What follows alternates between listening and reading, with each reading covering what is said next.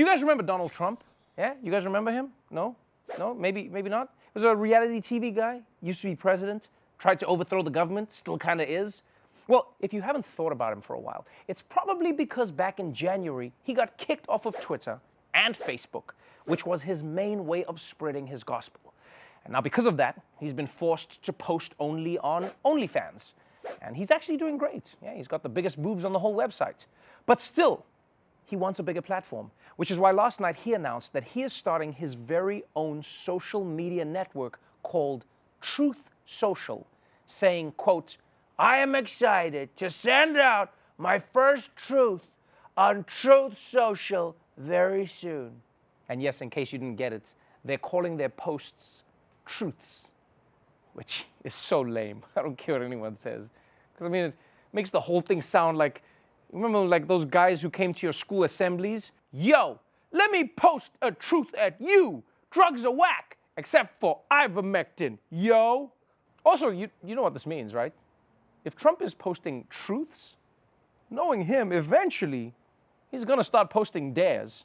Okay, I shared my truth. Now I dare you to hang Mike Pence. And the big reason Trump and his people want their own social media app is that they are sick and tired of censorship from big tech.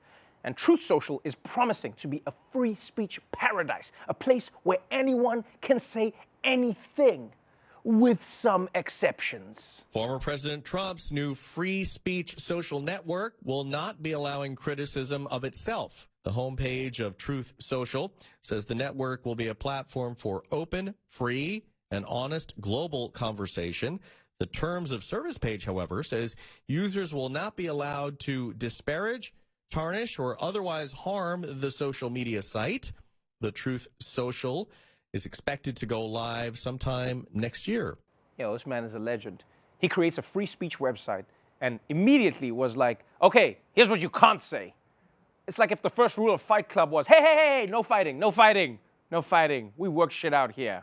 And I'll be honest, like, I'm actually on Trump's side here. It's his website. He doesn't want people coming on there to roast it. Just like he wouldn't want people walking into his home like, who decorated this place? It looks like King Midas molested your apartment. At the same time, though, you know this is going to backfire. Because half of the fun of being on social media is talking shit about the platform. I mean, if you deleted all the tweets that talked shit about Twitter on Twitter, the only thing left would be that Denzel gif. I'm like, really? Find another way to express yourself, people. And how is Trump of all people going to make a rule about disparaging comments? I mean, this man roasts people so much, he has to do it at auctioneer speed. We got a fat guy in the front row. Turtle slap, yes, over here to the ugly chick. Low energy, major failure. Sold to the low-life horse-faced bozo who's weak angina. But still, Trump has started his own social media site. Which is crazy, right, Roy? Because it's just, all right, he's not here. All right, let's move on. Because when Trump lost the election, he was so humiliated that ever since, he's been spreading completely made-up claims of voter fraud. And in response to this imaginary voter fraud, Republican-led states around the country have been making it harder to vote, right? Passing laws that limit voting hours, restricting access to mail-in ballots, and offering an express voting line for anybody with a valid photo of themselves storming the Capitol. Which is why Democrats in Congress have put together a bill designed to protect voting rights. But last night, the bill failed in the Senate with every Democrat voting for it and every Republican voting against it. Which, yeah, of course. I mean, of course, Republicans weren't going to support a bill that's going to make it harder for them to win. No one wants to make it harder on themselves to win. If I have a choice of playing pickup against Kevin Hart or Shaq, yo, I'm going to choose to play against Shaq. Have you seen all those Icy Hot commercials? That man's body's falling apart. I got a good shot. But once again, the only reason Republicans were able to block this bill is because of the filibuster. And many Democrats have said that now they've had enough.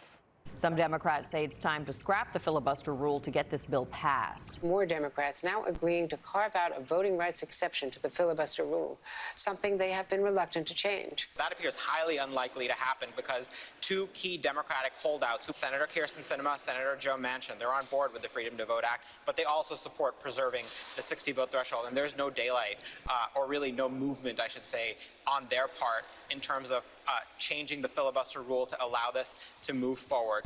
Yeah, so basically most Democrats think it's fine to alter the filibuster, at least in this one case, because protecting voting rights is an emergency.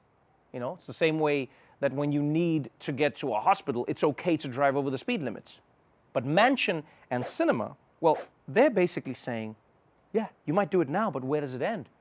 I mean, first you'll say you only speed to get to the hospital, but then it's to make a doctor's appointment on time. And then it's to get to the grocery store. And then if you're late to a movie, you speed. And then if you're not late for the movie, but you just really want to see the trailers, then you speed. Then you're just speeding all the time. But I will say this as someone who's not from this country. People around the world don't envy America because of its commitment to the filibuster. People envy America because of its long-standing commitment to stuffing things with cheese. Those are the principles Congress should be living up to.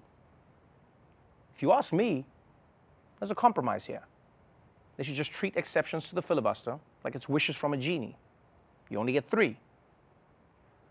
The trick is to use your 3rd filibuster exception to ask for more exceptions. What's that? Did you say something, empty table? Yeah, you're right. The Democrats really can't get their act together, man. You said it, table. Oh, man. All right, and finally, here's a story guaranteed to leave you yawning and half asleep, but like in a super interesting way. A new bus tour is designed to be boring and put people to sleep. The 5-hour ride on a double-decker bus takes people around Hong Kong. It's meant to appeal to people who are easily lulled asleep by long rides. And it was inspired by the tendency of tired commuters to fall asleep on public transit. Tickets cost between $13 and $51, depending on whether they choose seats on the upper or lower deck. A goodie bag for passengers includes an eye mask and earplugs. Some even come prepared with their own pillows and blankets. That's right, a bus you just sleep on, which I actually think, on the whole, is a great idea. Because remember how nice it was when you were a little kid, when you could just drift off and fall asleep in the car? But now as an adult, you can't do that because you'll hit a pedestrian or whatever. And look, yes, $51 seems pricey, but I do think it's actually a bargain. I mean, 1 ticket, and you get access to dozens of unguarded wallets. Those losers just sleep. You just go in and grab the shit. You don't do that with sleeping people? Okay. I will say, though, there are a couple of problems with this, okay? First of all, I don't know if I trust this company because this is exactly how you get to Squid Game. Secondly, let's be honest, this is wasteful. I mean, sleeping was the one human activity left that didn't leave a carbon footprint, and now even that's ruined. Now, if getting knocked out on a bus excites you, but you can't get to Hong Kong, the good news is you can experience this right here. Yeah. What you do is you get on a Greyhound bus and you wait for someone to open the bathroom door, and you won't wake up for 2 days. Hey, table, do you hear what I said? I said if you want to get knocked out, you open the bathroom door on a Greyhound. What? What's that? I should set the studio on fire? Yeah, dude, it would be so funny. It would be so great. Oh, because it would burn.